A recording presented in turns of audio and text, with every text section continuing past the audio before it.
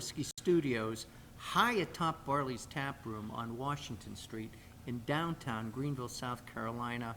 I'm Russ Heaps, and we're here spreading the gospel of good taste with a Big John and Five episode where I get my good pal here, Big John Richards, who is sort of the beer whisperer for Beer to Whiskey.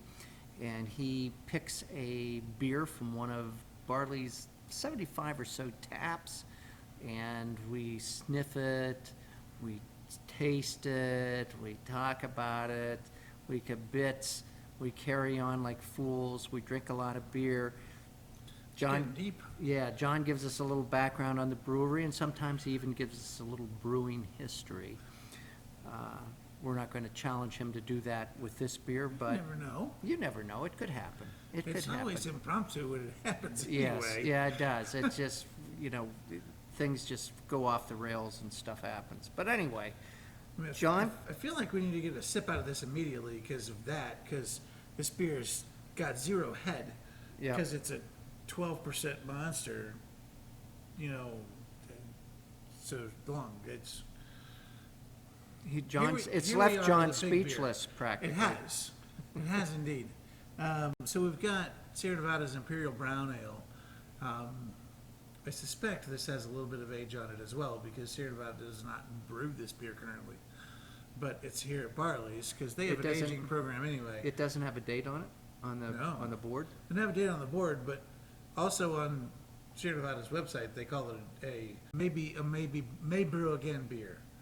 And not a sort of a open-ended, this may happen ever again. Okay, so Barley's has an aging program that is fairly aggressive. They have a lot of beer tied up in the back of the house that's just aging and resolving itself and getting better and better and better as you go along. And apparently this is one of them. I don't necessarily think this has a ton of age on it. I haven't tasted it yet. I don't know how I would know if I did, but it's just, it's one of those beers that's sitting on the board right now, so Right. we decided to give it a try. Drinking a big 12% Imperial Brown Ale from Sierra Nevada. It's, near as I can tell, only been brewed one time so far, but is one of those, like I said, maybe brewed again things, and I thought we should get a sip out of this immediately before we even start talking about it too much so I don't keep shaking the table and spilling it.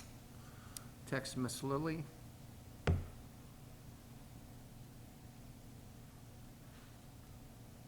Well, the front end pancake syrup thing just hits me hard off the front end of that. Wow, it makes my mouth water. That Just is hitting it, just woof. That is so unlike any brown I've ever had. This,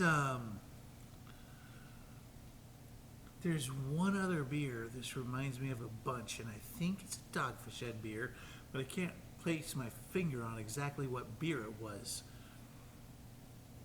I wonder if it was Dogfish Head Palo Santo.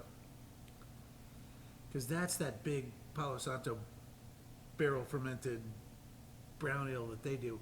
I wonder, it must be. Now that that's popped into my head, I'm just going to go with that's what it reminds me of. But wow, that's rich. That is. That is a big molassesy, caramelly front end. And that is as rich a beer as I've ever tasted. Yeah, that front explosion on your tongue is exactly that. That's what made the whole Yeah. mechanism start working there. Yep.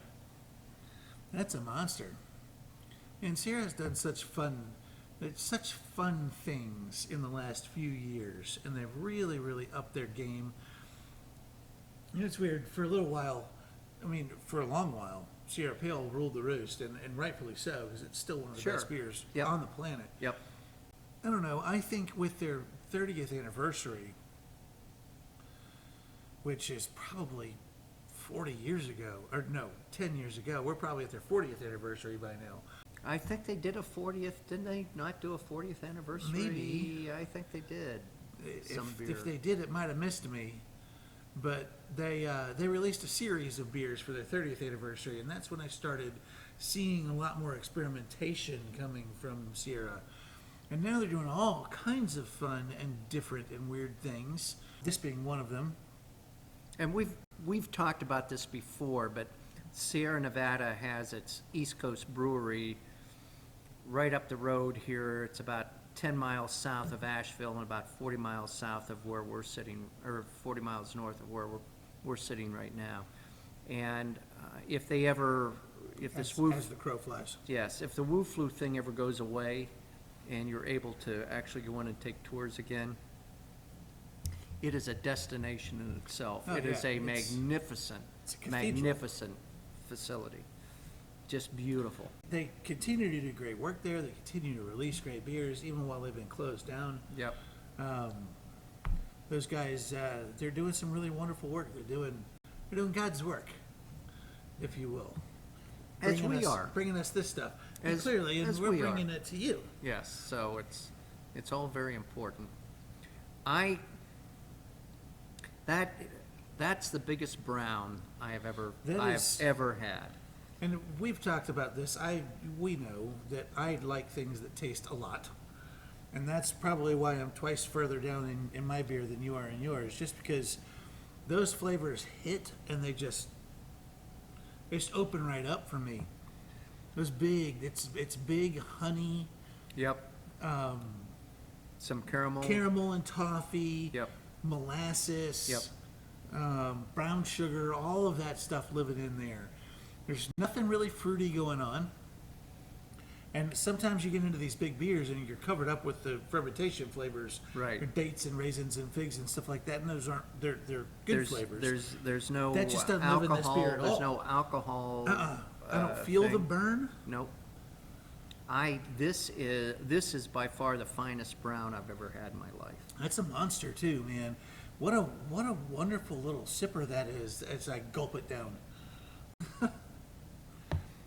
Man, you should. John does everything big. I can't help it. I try to rein myself in. But man, I mean, legitimately, you should sit down with a beer like this and spend 45 minutes or an hour with Yeah. it. And I would struggle. Man, I would struggle with this beer to not have it down in 15 minutes. Yep. Or less. Yeah, it just goes down so clean for as rich as it is. Where does brown fall? Let me just ask this question because my opinion of browns, I'm a dark beer drinker, as you might know if you watch any of these episodes, but brown isn't really a dark beer. It's just kind of a thin, Well, light beer. it sort of is. Yeah, and so where, It fits squarely in the middle. And the fun part about that is that, say 300, as recently as 300 years ago, all beer was brown and muddy and probably a little smoky and all kind of tasted the same to some degree. And at some point, it was all being seasoned with the same stuff anyway when you get talking about grape, but that's a different story. But brown ale falls right square in the middle. Pale ale is that next step up from brown ale. Anything that's anything lighter than that color gets classified as pale ale, which is how India Pale Ale, which is almost that dark sometimes, Right. gets classified into pale ale territory. Amber ale, which is exactly that dark, gets classified into pale ale territory. And then when you switch from that into anything darker, you're into porters, stouts, right, Schwartz beers, black lagers, and various sundry that are much darker. And all of that came from the early 1800s with the. this is where the history part comes in. He warned you. I did. Early 1800s when kiln drying malts, and then an invention that Daniel Wheeler, 1812, 17. I forgot my history. Daniel Wheeler invented a cylindrical roaster that actually would roast. You'd turn a crank and it would spray water onto the malts themselves, so you could cook them a lot longer without them literally catching fire. Because Right. you would always have to spread your malts out on a mat over a fire, and some of them would get sort of mostly dry, and some of them would literally catch fire, and so everything in the middle created that. And then with the invention of kiln roasting and temperature controlled roasting you got to be able to do very, very lightly roasted and A little very, more very nuance. darkly roasted More on nuance. purpose. Right. Right. So then we started seeing pale ale, porter, stout, and then eventually pilsner that were on the farthest ends of the spectrum from each other that allowed us to have all these different styles. But all of this has only come about in the last 250 years. Well, I still, hands down, this is the best brown I have No, it's a monster. ever had. It is delicious. It tastes like the craziest, almondiest, toffeeiest pancake syrup ever. Yep. Yep. And with that, Off we go. off we go. See you next time.